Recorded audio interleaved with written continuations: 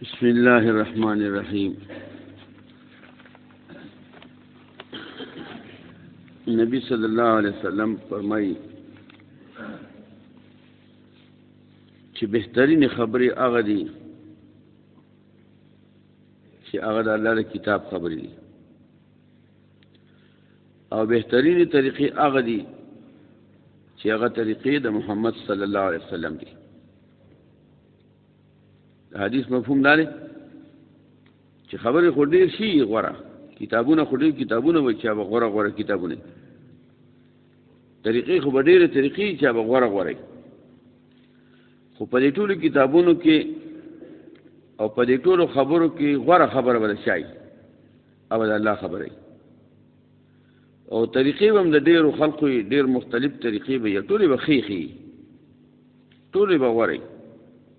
خو په دې غوره کې د ټولو نه غوره به د چا طریقه وي چې هغه د محمد صلی الله علیه وسلم طریقه وي. د نبی صلی الله علیه وسلم فرمایي چې غوره په خبرو کې کتاب د الله دی، او غوره په طریقو کې طریقې د محمد صلی الله علیه وسلم دی. نبی صلی الله علیه وسلم فرمایي مونږ ته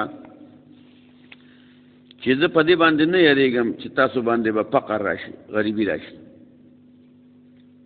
خو زه په دې یریږم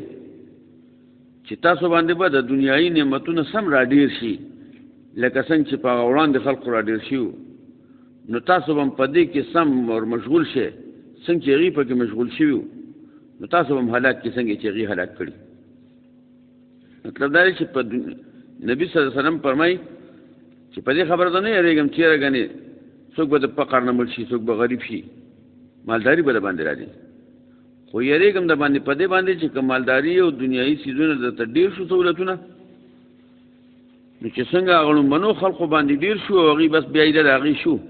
داسې به تاسو مې د هغه سهولتونو د نعمتونو به شئ او لکه د هغوی په شان به هلاک شي.